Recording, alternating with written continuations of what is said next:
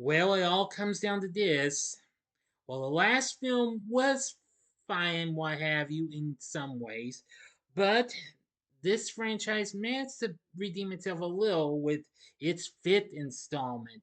Prepare yourselves, because here's my review of Silent Night, Deadly Night 5, The Toy Maker.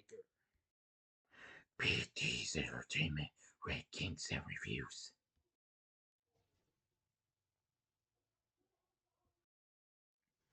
So, greetings, my fellow YouTubers, and welcome again to Big D's Entertainment Rankings and Reviews. I'm the Big D, and this time around, I bring to you a review of the 1991 sci fi horror flick Silent Night, Deadly Night 5, The Toy Maker, released direct to video by Live Entertainment for Still Silent Films. Directed by Maureen Katrosser, who co-wrote the script with Brian Yuza, who directed the previous installment, who is also on board as the co-producer of the film. And this stars Mickey Rooney, who had previously condemned the original film. It also features appearances from Neith Hunter, Clint Howard, and Conan Yuza from the previous film in different roles. The film was released on video November 7th, 1991. So, like the last film, it's a standalone film. So, without further ado, let's just get into the story. Late one night in December, a young boy named Derek Quinn finds a Christmas present addressed to him on the porch. His father, Tom, opens the gift and finds a musical orb shaped like Santa Claus. He activates it, causing it to strangle him with retractable cords. As Tom struggles, he slips and falls onto a fireplace poker and his impaled body being found by his wife Sarah a few moments later. 2 weeks later, Sarah takes Derek, who has been mute since his father's death, to a toy store owned by the elderly Joe Petto, a World War II veteran, and his odd son, Pino. Not realizing Noah Adams, a recently discharged fellow soldier, has followed them. After Derek rejects all the toys shown to him, Derek and his mother leave, prompting Joe to angrily yell at Pino, blaming him for the store's recent failures. While running from his father, Pino bumps into Noah, who buys some toys before leaving. At his home, Noah begins taking apart the toys to inspect their mechanics when he is confronted by his landlord, Harold. Late paying the rent, Noah gives Harold a Larry the Larva toy in exchange for a 1 day extension. While driving home, Harold is killed when Larry the Larva crawls into his mouth and bursts out his eye. Yikes. The next day, Derek finds another gift on his porch before his mother takes him to the mall Santa portrayed by Noah, who had taken his friend's shift. Meanwhile, Pino sneaks into their house, but when Sarah and Derek get home early due to Noah's odd behavior, Pino flees. Sarah confronts Joe about Pino's intrusion and later decides to let Derek open the present dropped off earlier, but Derek refuses. Sarah is visited by her friend Kim, and Derek sneaks outside and throws the present in a garbage pail while they talk. However, Kim's adopted son Lonnie opens the gift and finds roller skates in it. While using the skates, Lonnie is hit by a car and left hospitalized when rockets hit within the skates cause him to lose control. In a drunken rage, Joe begins beating Pino, accidentally killing him by knocking him down some stairs. Now for the final act and ending. As always, you know the procedure. You've got 5 seconds to sell this video at once. Go to the description box below. Fast forward to the time below. As I count down now, if you've seen this already, please continue. Okay, you've been warned. Noah confronts Sarah at a parking garage and is revealed to be Sarah's old boyfriend and Derek's real father, and the two reconcile. At Sarah's house, Derek's babysitter Meredith and her boyfriend Buck have sex when Joe, as a horde of toys, attack them. Sarah and Noah arrive and find a bloody Meredith, who tells them Buck is dead and that Joe has abducted Derek. taking him to the toy store. Noah tells Sarah about Joe's past, saying he was arrested years earlier for booby trapping toys he gave to children after his pregnant wife died in a car crash. Sarah and Noah rush to the toy store. Joe attacks Noah with a remote control plane and an acid squirting water pistol, knocking him out. Hearing the noise, Sarah goes downstairs, finds the toys, and Joe reveals he is actually Pino, a robot.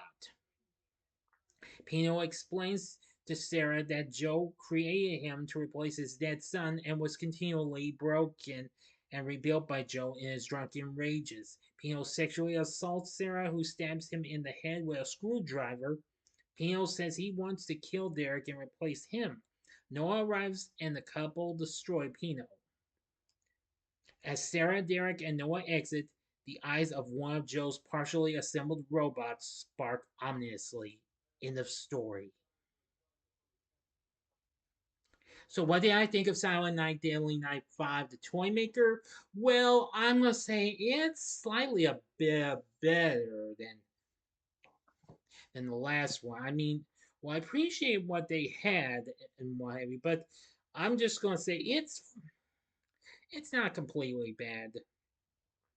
Now, for some reviews, JoeBlow.com and Flickering Myth both gave this favorable reviews.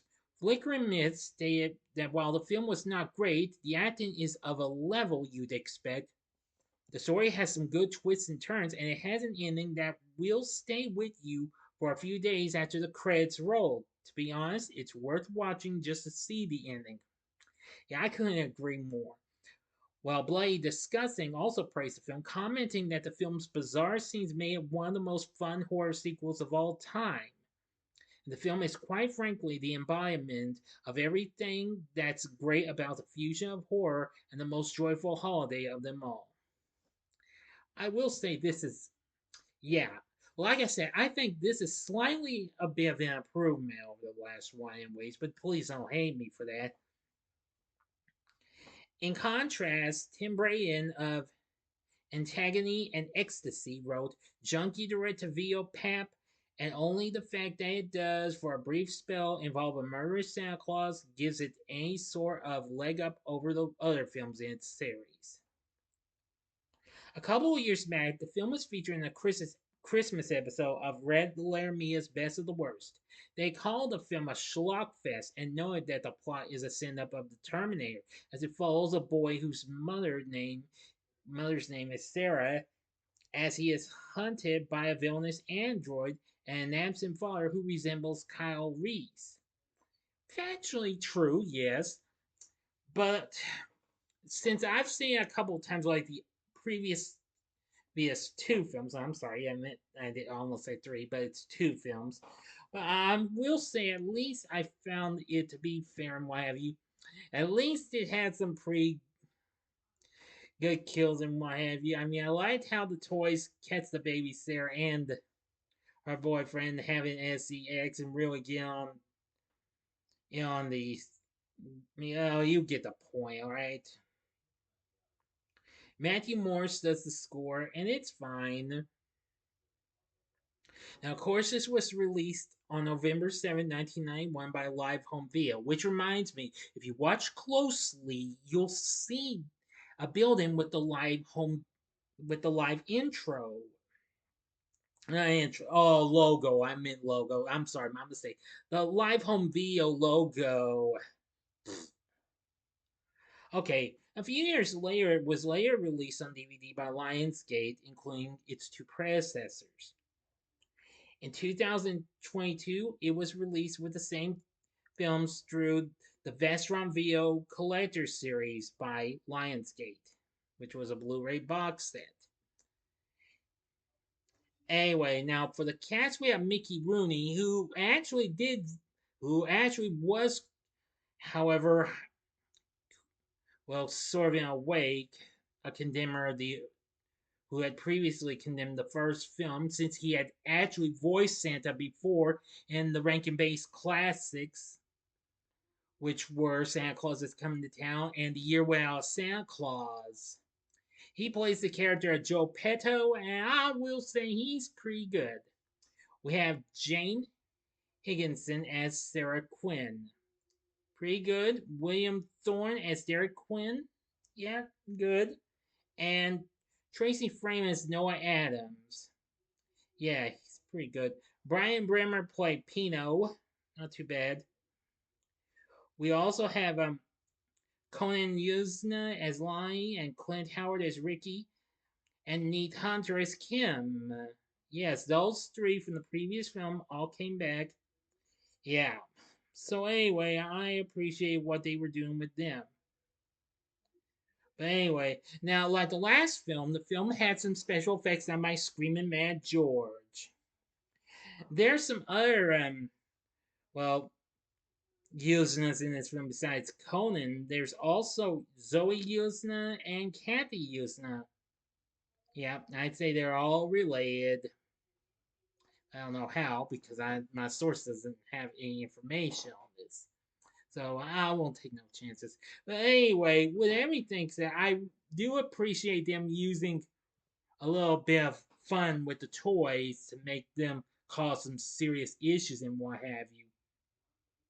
Yeah, even though we already had stuff out at that time like Child's Play and Puppet Master, this one just did fair enough and what have you with my liking and what have you. So overall, Silent Night, Deadly Night 5, The Toy Maker, it's not too bad, but it still has its flaws though. Would I recommend it? I would say, like the others, give it a one-time watch. If you're a hardcore completionist, give it a one-time watch. That's all I'm going to tell you. So, what did you think of Silent Night, Deadly Night 5, The Toy Maker? Let me know in the comments section below. If you like this video, click the like button, subscribe, and be a part of the Big D Nation. Continue to help support my channel, and you know the rest. Please stand by. Okay, sorry about that.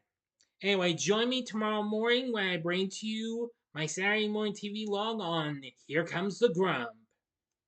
So if you like this, you can check out some of these other killer toys in movies. You can check out my review, well, re-review of the original itself, Child's Play from 1988. Or if you like, go see my spoiler-free review of my favorite film from 2023, Megan.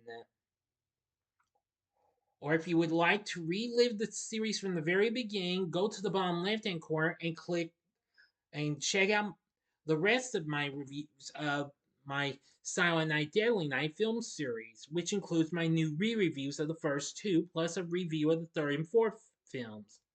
In the bottom right hand corner is the button you can click to subscribe if you like rankings and reviews on movies, TV, music, video games, etc. Then I'm your guy.